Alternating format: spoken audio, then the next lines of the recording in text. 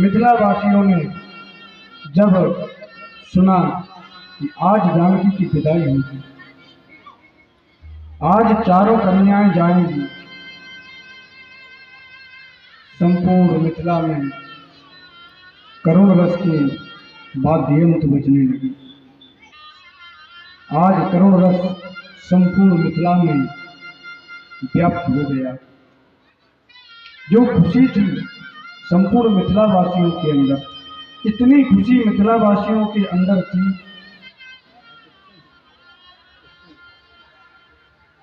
संपूर्ण मिथिला वासियों के अंदर इतनी प्रसन्नता और इतनी खुशी थी।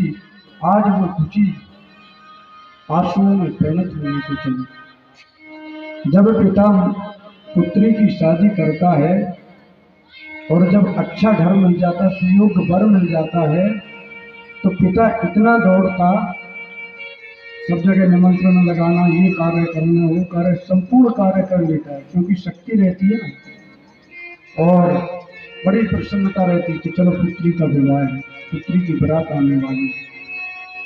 और जब पुत्रियों को विदाई करते हैं तब पड़ोसी भी रुदन करने लगते हैं, करुण क्रंदन करने लगते हैं।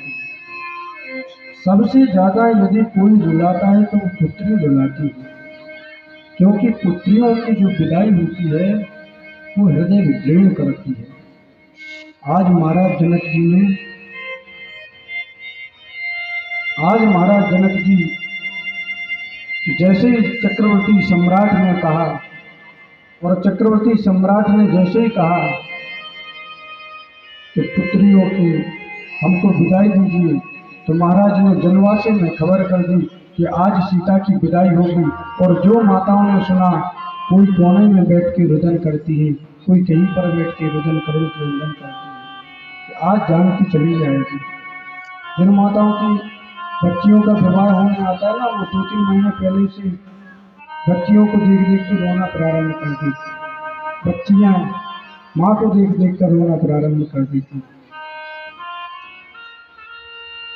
आज माता जानकी जी के चेहरे की तरफ जैसी माँ सुनैना ने देखा और आंसू निर्झरित हो गए।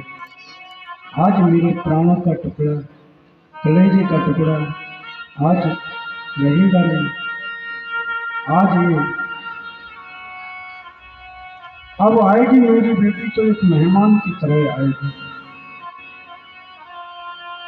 महाराज जनक जी भी वो पुत्री के खिलौने, जहाँ पुत्री कीड़ा करती थी, जानकी जी के वह खिलौने और कीड़ा स्थली देखकर जो महाराज जनक जी ने रुदन किया, आज मेरी माँ जा रही है, माँ के जैसा जो मेरा ख्याल रखती थी, जो मुझे मानती थी, आज मेरी उस पुत्री की विदाई हो गई। आज मैं कैसे रहूंगा अपनी पुत्री की वियोग में। बार बार वह सोचते जा रहे हैं और रुदन करते जा रहे हैं। पिता को पुत्रियां इतनी प्रिय होती हैं, इतनी प्रिय होती हैं, एक बार जब विदाई का जो समय आता है, माताएं सहन कर लेती हैं, क्योंकि वो विदा होके आई है, पर पिता वह विदाई को सहन नहीं कर पाती हैं। क्यों नहीं कर पाते हैं? क्योंकि पुत्री की उनको बार बार हर क्षण हर समय याद आती रहती है। और पुत्री की याद क्यों नहीं आती?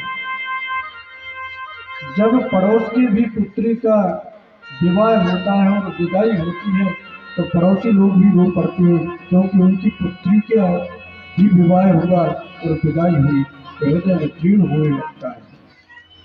आज संपूर्ण माताओं का हृदय विदीर्ण हो रहा था जानकी के विषय में सोच सोचकर। महाराज जनक जी ने जानकी को हृदय से लगा लिया कि मेरी पुत्री,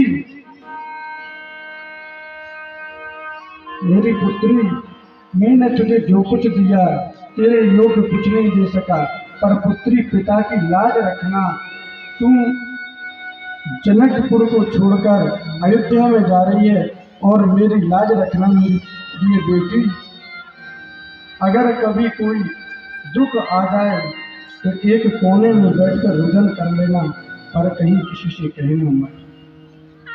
बेटी, कोई भी गलत कदम उठाने के पूर्व 1000 बार सोचना, जब कहीं चलकर कोई गलत कदम उठाना। अपने ढंग से, मनमाने ढंग से कहीं की यात्रा मत करना। आज से जो कुछ है सर्वस्व तुम्हारे पति और तुम्हारी ससुराल ही सब कुछ होगी। और जब माताओं ने देखा कि जानकी जी ने जो सुख सारिका पाले हुए थे, आज वो सुख सारिका जानकी जी को देखकर और व्याकुल होकर विचित्र मन से कह रहे हैं, वैदेही कहाँ है, हाय जानकी कहाँ है, हम उनके बिन नहीं रहेंगे। और जैसे जैसे वो पशु पक्षी चिल्लाते हैं, रुदन करते हैं, तो महाराज जनक जी कहते हैं कि पक्षियों को मेरी पुत्री अपने साथ ले जाओ, ये हमें जीने नहीं देंगे।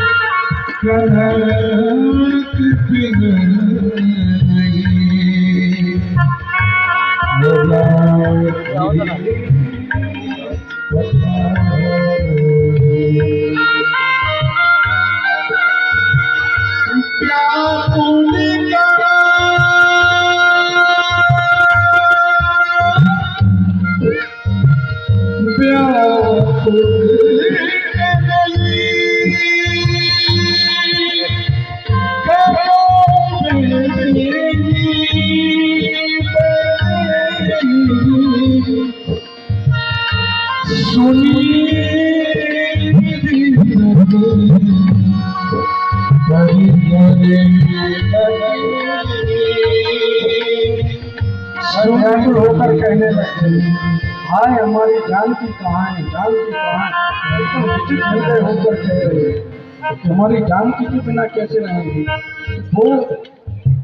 वो आनंद, वो जानकी जी खेलती थी, जिस कमरे में रहती थी, जहाँ से चलती थी, जिन बागों में चलती थी, आज वो संपूर्ण बाग याद आ रहे हैं, माताओं को याद आ रहे हैं, सखियों को याद आ रहे हैं।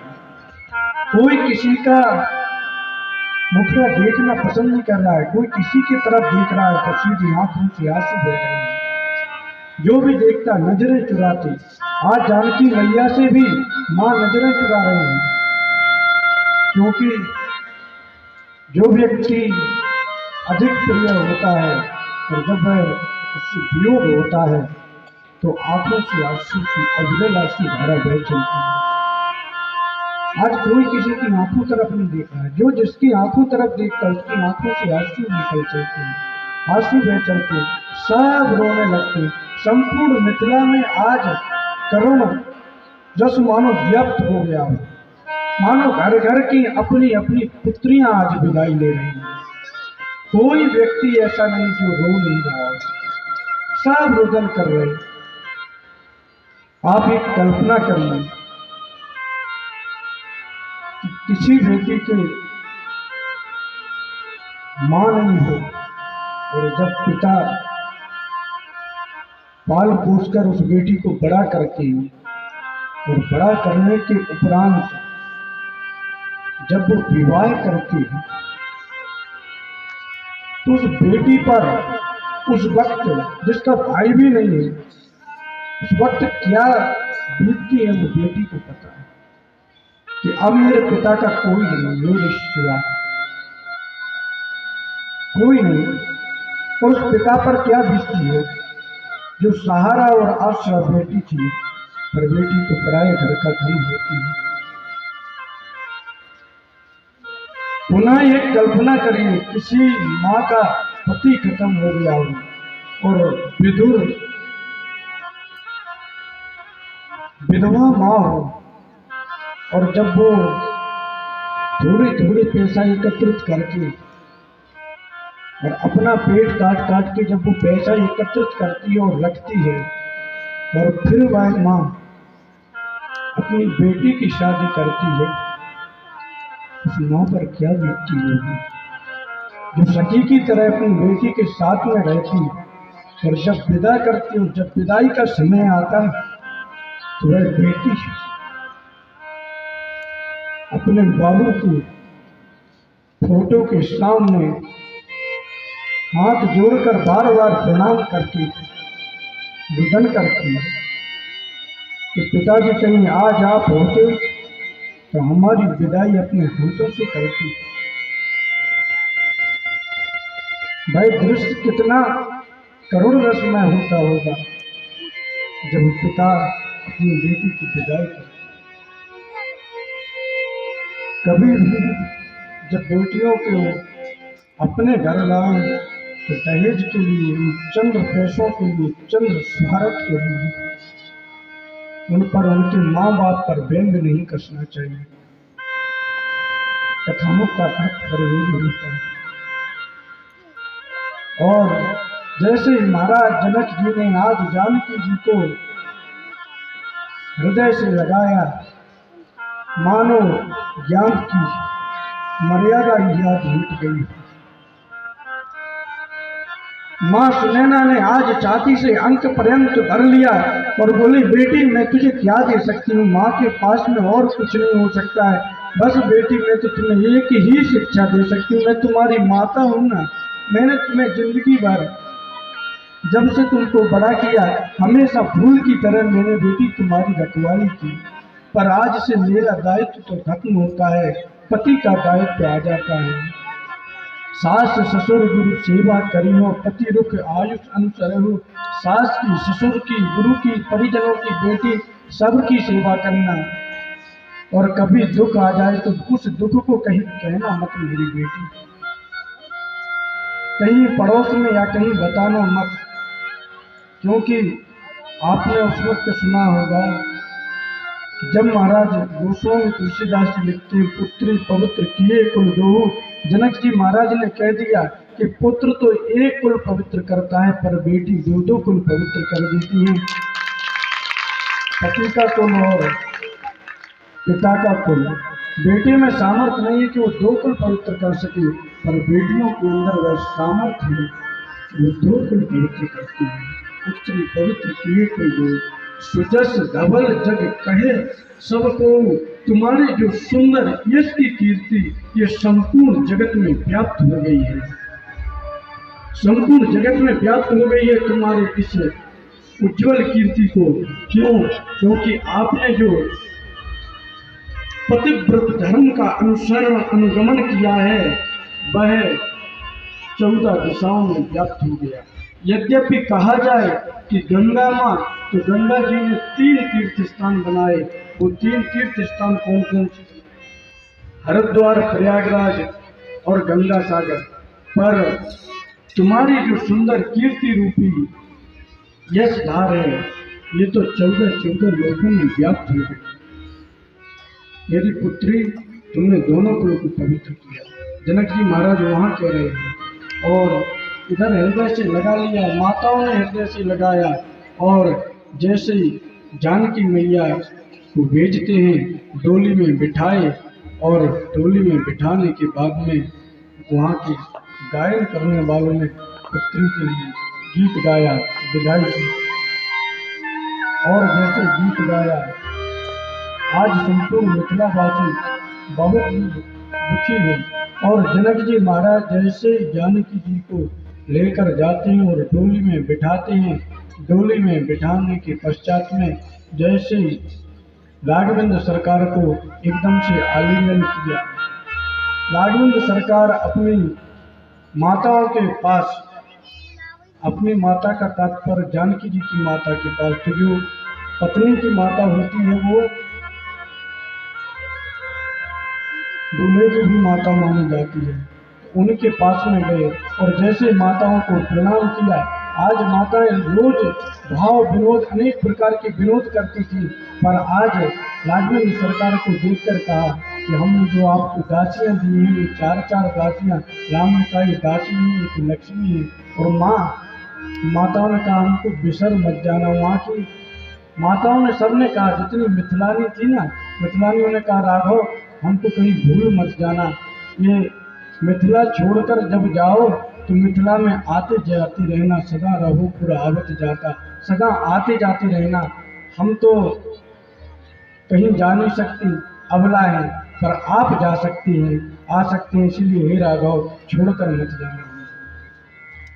और जनक जी महाराज आज चक्रवर्ती सम्राट के पास गए और एकदम गरीब की तरह, जिस प्रकार गरीब व्यक्ति कहता है कि मैं कुछ नहीं दे पा रहा हूँ, तो बिटिया का बाप भी गरीब होता है, कितना भी बड़ा धनी हो, कितना भी बड़ा अमीर हो, एकदम हाथ ऐसे जोड़े रहती। और कोई कुछ कह भी जाए तो बहुत सहन करती, बहुत सहन करती। जो सहन नहीं करता होगा वो भी लड़की के विवाह में उसको सहन करना पड़ता है। तो आज कहने लग गए, पर महाराज जनक जी हैं, ज्ञानी पुरुष हैं, कोई छत्रपति वाले नहीं है। उन्होंने कहा महाराज आप ऐसे क्यों, ये दारिका कर परिचारिका, ये तो हम आपको आपके पुत्रों की दासियां दे रहे। बोले दासी नहीं, आपने तो हमें चार चार महानिधियां दे दी हैं, चार चार रत्न दे दिए हैं, इनको दारिका कहना तो अपराध होगा। और एकदम से अंक भर के दोनों बैठने लग गए। और फिर जानकी को बिठाते वक्त पुनः अंक भर के बैठते हैं। और जैसे बैठने के पश्चात डोलियां चल रही है और जनक जी महाराज विदाई दे रहे हैं। जनक जी महाराज जानकी जी को विदाई दे रहे हैं।